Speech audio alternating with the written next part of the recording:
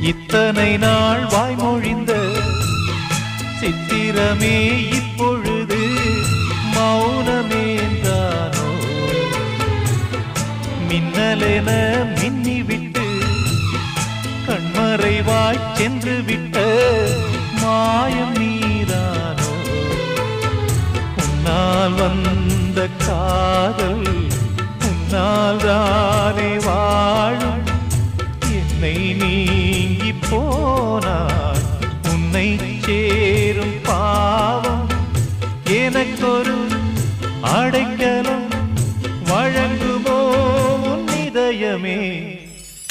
அன்பேவா அருகிலே